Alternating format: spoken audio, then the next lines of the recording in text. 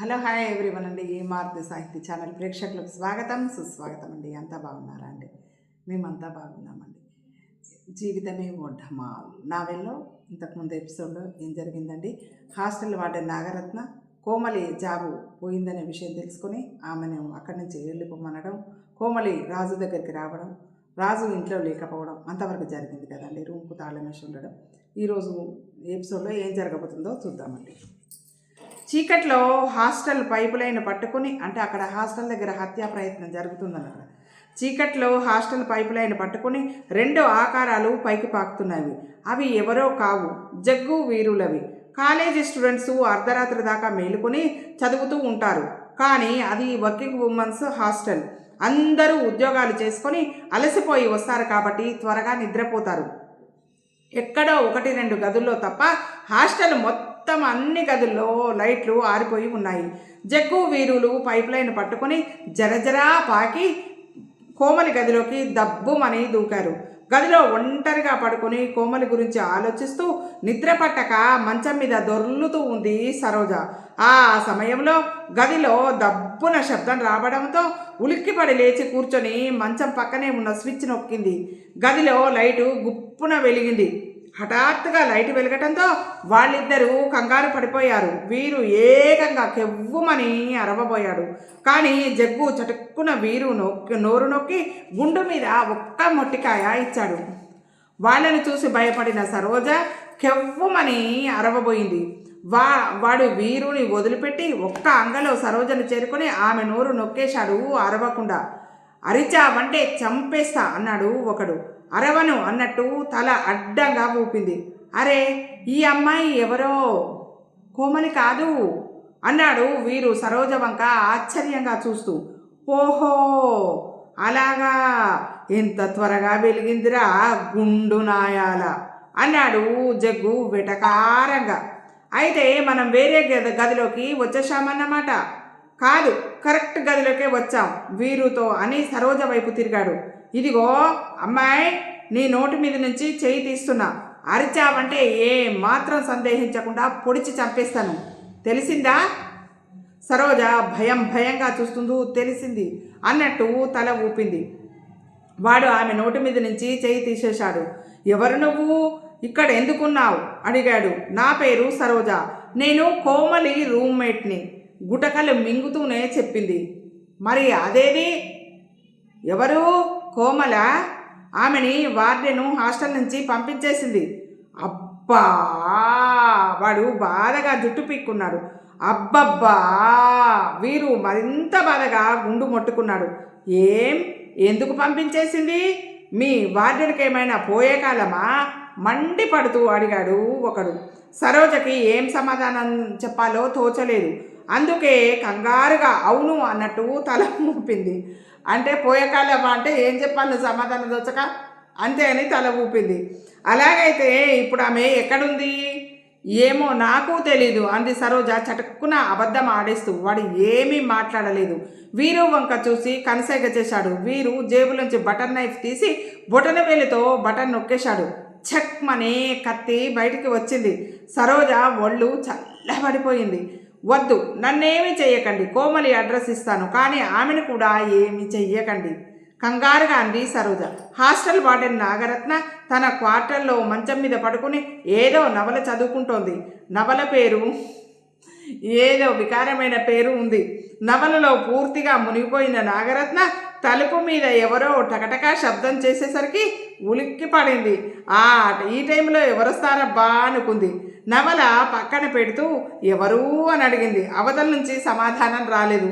కానీ మళ్ళీ తలుపు మీద టకటకా కొడుతూ ఉన్నారు. ఎవరు అంటే సమాధానం చెప్పరే అరిచింది చిరాకుగా. టకటకా మళ్ళీ శబ్దం కాసాగింది. మంచం మీద నుంచి విసుక్కుంటూ లేచి విసురుగా వెళ్ళి గడియ తీసి తలుపు తెరిచింది. ఎదురుగా 2 భారీ కాయలు. హాస్టల్ గేట్ తాళం వేసేస్తే వీళ్ళెలా వచ్చారు? అసలు ఎవరు వీళ్ళు? దొంగలా? ఎవరు మీరు? భయంగా అడిగింది నాగరత్న. వాళ్ళు సమాధానం చెప్పలేదు. జగ్గు నాగరత్నని ఒక్క తోపు తోశాడు. ఆ తోపుకి ఆమె గది మధ్యలోకి తూలి నేల మీద డబ్బున పడింది. వాళ్ళిద్దరూ గదిలోకి వచ్చారు. ఒకడు లోపల నుంచి గడియ పెట్టేశాడు. నాగరత్న ఠారెత్తిపోయింది. గబుక్కున లేచి నిలబడింది. వద్దు వద్దు, నన్నేం చెయ్యొద్దు అంది వణికిపోతూ.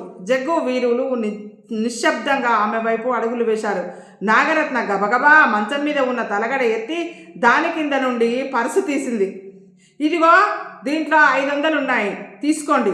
ఇంతకంటే నా దగ్గర డబ్బులు ఏమీ లేవు. ఈ చెవులకి చేతులకి ఉన్నవన్నీ గోల్డ్వి, లేకపోతే అవి గోల్డ్ పైన ఇచ్చేసేదాన్నే ఉంటిని అని పర్సు ఉన్న చేతిని ముందుకు చాపుతూ చెప్పింది. నీ డబ్బులు ఎవరికి కావాలే అన్నాడు వీరు. నాగరత్న ఒక్కసారే ఉలిక్కిపడింది. వీళ్ళు డబ్బులు వద్దని అంటున్నారంటే దొంగలు కాదన్నమాట. మరి ఎందుకొచ్చారు? ఎవరు మీరు? ఎందుకొచ్చారు? భయపడుతూ అడిగింది. వాళ్ళిద్దరూ సమాధానం చెప్పలేదు. వీరు చటుక్కున ముందుకెళ్ళి నాగరత్న జబ్బ పట్టుకున్నాడు. నాగరత్న అరవబోయింది. వీరు ఆమె నోరు నొక్కేశాడు. అరిచావంటే కత్తితో పొడి చేస్తాం అన్నాడు. ఆమె భయంగా వీరు వంక చూసి అరవను అన్నట్టుగా తల ఊపింది. వీరు నాగరత్న చెంప మీద చెల్లుమని కొట్టాడు. ఆమె తూలుకుంటూ జగ్గు దగ్గరికి వెళ్ళింది. అతను ఆమె కొప్పు మీద ఒక్క గుద్దు గుద్దాడు. దెబ్బకి కొప్పు మొత్తమే ఊడిపోయింది. రెండు చేతులతో నోరు మూసుకొని బాధతో నోట్లోంచి కేక రాకుండా అవస్థ పడుతుంది నాగరత్న. నాగరత్న నోట్లోంచి ఏ మాత్రం శబ్దం వచ్చినా వాళ్ళు తనని పొడి చేస్తారని ఆమె భయం. వాళ్ళిద్దరూ వంతుల వారిగా నాగరత్న చెంపలు చెల్లుమని వాయిస్తూనే ఉన్నారు. వీపు గుబీమనిపించారు. ఒక 5 నిమిషాల పాటు నాగరత్న ఆ దెబ్బలన్నీ నిశ్శబ్దంగా భరించింది. గది తలుపులు గడియ తీస్తూ జగ్గు అన్నాడు. నిన్ను ఎందుకు తన్నామో తెలుసా? కోమల్ని ఈ హాస్టల్ నుండి పంపించేసినందుకు. ఇప్పుడు అనవసరంగా మాకు లేనిపోని శ్రమ అయిపోయింది అన్నాడు వీరు. తర్వాత నేల మీద పడి ఉన్న ఆమె పర్స్ అందుకొని అందులోని డబ్బులు తీసుకొని జేబులో పెట్టుకున్నాడు. తర్వాత ఇద్దరు బయటికి వెళ్ళిపోయారు. అమ్మో, అయితే హాస్టల్లోంచి పంపించేసినందుకు కోమలి గుండాలతో కొట్టించిందా? నాగరత్న గుండెల మీద చెయ్యేసుకుంది. వాళ్ళు ఇంకా ఏ ప్రాబ్లమ్స్ క్రియేట్ చేస్తారో అని ఆమెకి భయం వేసింది. గబగబా బయటికి పరుగు తీసింది. వాళ్ళ కోసం జగ్గు, వీరు అప్పుడే హాస్టల్ కూడా ఎక్కబోతున్నారు. ఏమండి, మిమ్మల్నే పిలిచింది. ఇద్దరు వెనక్కి తిరిగి చూశారు. కోమలి గారిని ఇక్కడికి వచ్చేయమని చెప్పండి, ఆమె ఇదివరకు ఉన్న రూమ్లోనే ఉండొచ్చు అంది. ఎందుకు? అక్కర్లేదు, దాన్ని సఫా చేస్తున్నాగా, కావాలంటే ఆ గది వేరే వాళ్ళకి ఇచ్చుకో అన్నాడు వీరు. ఇద్దరు గోడ దూకి వెళ్ళిపోయారు. వీరు అన్నదానికి నాగరత్న మరీ కన్ఫ్యూజ్ అయిపోయింది. వాళ్ళు కోమలి మనుషులు కాకపోతే తననెందుకింత ఇదిగా చితిక పొడిచి చంపేసేంత దెబ్బలు కొడతారు? ఆమెకి విషయం ఏం అర్థం కాలేదు. రాజు ఇంటి మెట్ల మీద కూర్చొని అతని కోసం ఎదురు చూస్తున్న కోమలికి విసుగొచ్చేసింది. ఇంకా రాలేదేం? సెకండ్ షోకి వెళ్ళాడా, లేకపోతే ఏదైనా పార్టీకి వెళ్ళాడా? ఆమె ఇలా ఆలోచిస్తుండగానే ఆమె ఎదురుగా రోడ్డు మీద ఒక కారు ఆగింది. దాంట్లోంచి జగ్గు, వీరులు దిగారు. వీధి లైటు వెలుతురులో వాళ్ళిద్దరినీ ఆమె గుర్తుపట్టేసింది. వాళ్లే ఎప్పుడూ ఆమెను చూసి భయంతో కేకలు పెట్టుకుంటూ పారిపోయేవాళ్ళు. ఇప్పుడు మళ్ళీ నన్ను చూడాలి, నా సామిరంగా ఇద్దరూ మళ్ళీ పరుగు తీస్తారు నవ్వుకుంటూ అనుకుంది కోమలి. ఎందుకు? కోమలి కాదు కదా, లోపలుంది మోహనాత్మ కదా. వాళ్ళిద్దరూ మెట్ల మీద ఒంటరిగా కూర్చున్న ఆమెను చూశారు. ఆమె కుతూహలంగా వాళ్ళ వంక చూసింది, ఏం చేస్తారో అని. కానీ ఆమె ఊహించిన విధంగా వాళ్ళు పారిపోలేదు. పైగా ఇద్దరు జేబులోంచి కత్తులు తీసి బటన్స్ నొక్కారు. ఆ వీధి లైట్ల కాంతిలో తలుపున మెరుస్తూ చెక్కమని కత్తులు తెరుచుకున్నాయి. ఇద్దరు ఆమె వంక క్రూరంగా చూస్తూ ఒక్కొక్క అడిగే ముందుకు వేయసాగారు. ఊహించని ఈ సంఘటనకి కోమలి షాక్ తింది. కానీ అంతలోనే తేరుకుంది. ప్రమాదం ఏదో ముంచుకొస్తుందని గ్రహించింది. అంతే, క్షణం ఆలస్యం చేయకుండా ఆమె లేచి పరుగందుకుంది. ఒట్టిగా కాదు, సూట్ కేసుతో సహా. ఓరే, పారిపోతుంది కంగారుగా అన్నాడు వీరు. పద, దాన్ని ఎలాగైనా పట్టుకుని ఖతం చేయాలి అన్నాడు జగ్గు. ఇద్దరూ ఆమెని వెంబడించారు. సూట్ కేసు బరువుని మోస్తూ కూడా చాలా వేగంగా పరుగు తీస్తుంది. ఒక మామూలు ఆడది అంత వేగంగా పరుగు తీయడం వాళ్ళ ఊహకే అందని విషయం. భారీ కాయాలతో వాళ్ళు ఆమెతో సమానంగా పరిగెత్తలేకపోతున్నారు. ఆమె మెరుపుల రోడ్డు మలుపు తిరిగింది. అక్కడ 7 అడుగుల గోడ ఉంది. అది ఏ ఇంటి కాంపౌండ్ వాలో ఆమె క్షణం ఆలస్యం చేయలేదు. సూట్ కేసును గోడ అవతలకి విసిరేసింది. తర్వాత ఒక్క ఎగురు ఎగిరి గోడ అంచును 2 చేతులతో అందుకుని కుడికాలుతో గోడని తన్ని పట్టి ఒక్క ఊపుతో గోడ మీదకి చేరి అవతల వైపుకు దూకేసింది. ఆమె గోడ దూకగానే మలుపు తిరిగి ఆ రోడ్డు మీదకి ఆ ఇద్దరు వచ్చారు. ఆ రోడ్డు మీద వాళ్ళకి ఆమె కనిపించలేదు. ఆ పక్కనే ఉన్న 7 అడుగుల గోడ ఆమె దూకిందని వాళ్ళు ఊహించలేకపోయారు. వాళ్లే కాదు, ఒక అమ్మాయి అంత ఎత్తైన గోడ దూకగలదని ఎవరు మాత్రం ఊహించగలరు? ఒక 10 గజాల తర్వాత ఎడమ పక్కకి చిన్న సందు ఉంది. ఆ సందులోకే ఆమె వెళ్ళి ఉంటుందని వాళ్ళు అనుకున్నారు. వాళ్ళిద్దరూ ఆ సందులోకి తిరిగి ముందుకు పరిగెత్తారు ఆయాసపడుతూ. ఉలిక్కిపడి నిద్రలోంచి లేచాడు ప్రశాంత్. ఎవరో కాలింగ్ బెల్ అదే పనిగా మోగిస్తున్నారు. ప్రశాంత్ లేచి లైట్ వేసి గోడ గడియారం వంక చూశాడు. రాత్రి 12 కావస్తుంది. ఇంత రాత్రిపూట ఎవరొచ్చుంటారు? ప్రశాంత్ వెళ్ళి తలుపులు తెరిచాడు. ఎదురుగా కోమలి, చేతిలో సూట్ కేసుతో. ప్రశాంత్ ఆశ్చర్యపోయాడు. మీరా? ఏంటి ఇంత రాత్రిపూట? నన్ను హాస్టల్ నుండి తరిమేశారు చెప్పింది ఆమె. ప్రశాంత్ గుమ్మానికి అడ్డు తొలిగాడు. ఆమె లోపలికి వచ్చి సూట్ కేసుని నేల మీద గోడకి ఒక ఓరగా పెట్టింది. ప్రశాంత్ గడియ పెట్టి అడిగాడు, ఎందుకు? నా ఉద్యోగం పోయిందని. అది వర్కింగ్ ఉమెన్స్ హాస్టల్ కదా, మరి ఎంత హాస్టల్ నుండి పొమ్మన్నా ఇంత రాత్రి వేళ ఆ హాస్టల్ వార్డెన్కి ఎంత పగరు? కోపంగా అన్నాడు ప్రశాంత్. లేదు, నేను చాలా ముందుగానే బయలుదేరాను. నాకు తెలిసిన వాళ్ళ ఇంటికి వెళ్తే ఇల్లు తాళం పెట్టి ఉంది. ఇంతసేపు వాళ్ళింటి మెట్ల మీద వెయిట్ చేసి ఇంకా విసుగు పుట్టి ఇటు వచ్చాను. వాళ్ళెవరో తనని చంపడానికి వెంబడించారని ఆ టైంలో ఆమెకు చెప్పడం ఇష్టం అనిపించలేదు. సరేగాని మీరేమైనా తిన్నారా? లేదు, కానీ నా కోసం ఏమీ శ్రమ పడదు. ఈ టైం అప్పుడు నాకేమీ తినడం కూడా ఇష్టం లేదు. ఒక గ్లాసుడు మంచినీళ్ళు ఇస్తే చాలు అంది అక్కడే సోఫాలో చతికిల పడుతూ. ప్రశాంత్ ఆమెకి మంచినీళ్లు తెచ్చి ఇచ్చాడు. ఆమె మంచినీళ్ళు తాగి గ్లాసుని టీపాయ్ మీద పెడుతూ అంది, ఇంతకీ నేను మీ ఇంటికి రావడం మీకేమైనా ఇబ్బందిగా ఉందా అని అడిగింది. చచ్చా, మీరు భలేవారే. నాకు ఇబ్బంది ఏముంది? మీరు నా ఇంటికి రావడం నా అదృష్టం కదా. ఆ బోడి ఉద్యోగం పోతే పోయింది. మీరు ఇక్కడే ఉండి వేరే ఉద్యోగాలకి అప్లై చేసుకుంటూ ప్రయత్నించండి. అయినా మిమ్మల్ని ఉద్యోగంలోంచి తీసేసినందుకు మేము ఉద్యమం చేపట్టాం. చూద్దాం ఆ వీరస్వామి ఏం చేస్తాడో. పర్వాలేదే, ఆఫీసులోని స్టాఫ్కి నేనంటే అంత విలువ ఉందన్నమాట నవ్వింది కోమలి. ప్రశాంత్ కూడా నవ్వాడు. సరే కానీ నేను మీ ఇంట్లో ఉంటున్నట్టు మన స్టాఫ్కి చెప్పకండి, నాకు ఇష్టం లేదు అంది. మరి మీరు చెప్పమన్నా చెప్పను, చెప్తే ఇంకేమైనా ఉందా అన్నాడు ప్రశాంత్ నవ్వుతూ.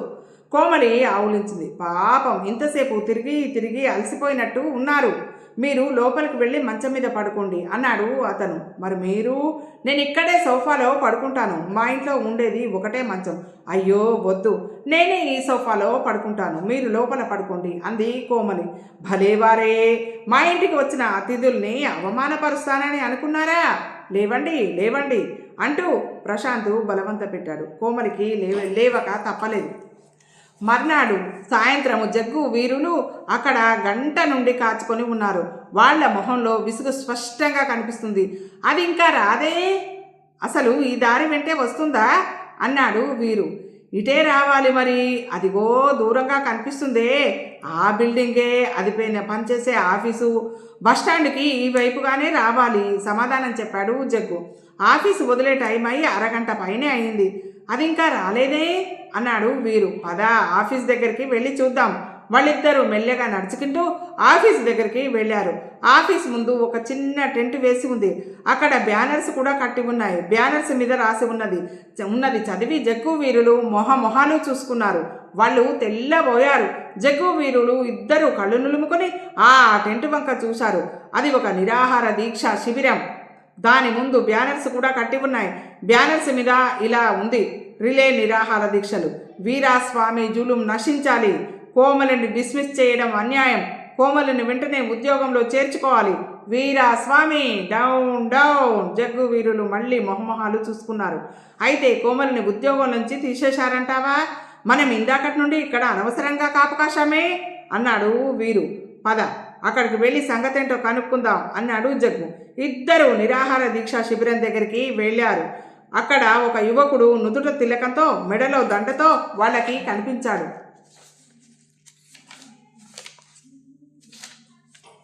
అతనే ఆ రోజు నిరాహార దీక్ష చేస్తున్నది అని జగ్గు వీరులు గ్రహించారు. అతనెవరో కాదు, కోమలి పనిచేసే సెక్షన్లో పనిచేసే చలపతి. అతని చుట్టూ కొంతమంది స్టాఫ్ కూర్చుని ఉన్నారు. వాళ్ళల్లో ప్రశాంత్ కూడా ఉన్నాడు. జగ్గు వీరులను చూడగానే ప్రశాంత్కి వాళ్ళని ఎక్కడో చూసినట్టు అనిపించింది. కానీ ఆ రోజు తను కోమలి రెస్టారెంట్ నుండి బయటకు వచ్చిన తర్వాత కోమలిని చూడగానే భయంతో కేకపెట్టి పరుగు తీసింది వాళ్ళేనని అంత వెంటనే అతనికి గుర్తుకు రాలేదు. ఎందుకంటే ఆ రోజు వాళ్ళని చూసింది క్షణంలో ఒక వంతు మాత్రమే. అది మసక వెలుతురులో చూశాడు. ఏంటి, ఏమైంది ఇక్కడ అని వాళ్ళని అడిగారు జగ్గు వీరులు.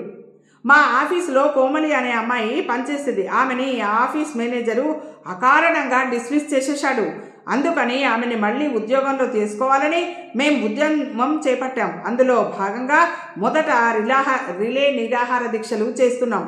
ఈవేళ నేను చేస్తున్నాను అని ముక్కు రుద్దుకుంటూ చెప్పాడు చలపతి. ఓహో అలాగా అన్నారు ఇద్దరు. ఇప్పుడు మీ మేనేజరు లోపల ఉన్నాడా అడిగాడు జగ్గు. ఉన్నాడు, ప్రశాంత్ జవాబు చెప్పాడు. జగ్గు వీరులు కళ్ళతో సైగ చేసుకొని ఆఫీసులోకి వెళ్ళారు. వాళ్ళిద్దరూ వీరాస్వామికి పరిచయస్తులేమో అనుకున్నారు వాళ్ళంతా. మనము పనిచేస్తేనో ఏదో ఆలోచిస్తూ అన్నాడు ప్రశాంత్. ఏమిటది అడిగాడు కామేశ్వరరావు. ఈ నిరాహార దీక్షలు, డౌన్ డౌన్ అనే నినాదాలు చేయడాలు ఓ పక్కన జరుగుతూనే ఉంటాయి. కానీ మనం ఇంకో పని చేస్తే మన పని సులభం అవుతుండవచ్చు. ఏంటది ఈసారి అందరూ కోరస్గా అడిగారు ఎంతో కుతూహలంగా. వీరాస్వామికి పెళ్ళామంటే వణుకు అని నేను విన్నాను. మనం ఆవిడ దగ్గరికి వెళ్ళి ఈయన మీద కంప్లైంట్ ఇస్తానో అని అన్నాడు. ఇది ఈరోజు ఎపిసోడ్ అండి. ఈ రేపటి ఎపిసోడ్లో మరి వీరాస్వామి భార్య దగ్గరికి వాళ్ళు వెళ్ళి కంప్లైంట్ చేస్తారా, మరి జగ్గు వీరులు వీరాస్వామి దగ్గరికి వెళ్ళి మరి వీరాస్వామిని జగ్గు వీరులు ఏ విధంగా మరి ఆయనతో బిహేవ్ చేస్తారు, ఏం జరగబోతుంది అనేది రేపటి ఎపిసోడ్లో తెలుసుకుందామండి. ఈ ఎపిసోడ్ మీకు నచ్చినట్టయితే లైక్ చేయండి, షేర్ చేయండి, మన మారుతి సాహిత్య ఛానల్ని సబ్స్క్రైబ్ చేయండి. మీ అందరి ఆశీస్సులు ఆదరాభిమానాలు మారుతి సాహిత్య ఛానల్కి వెళ్ళేలా ఉండాలని మనస్ఫూర్తిగా కోరుకుంటున్నానండి. మనందరం ఆనందంగా, ఆరోగ్యంగా, సుఖంగా, సంతోషంగా వెళ్ళేలా ఉండాలని మనస్ఫూర్తిగా కోరుకునే మీ మారుతి సాహిత్య ఛానల్ అండి. ఉంటానండి. రేపటి ఎపిసోడ్లో మళ్ళీ కలుసుకుందామండి.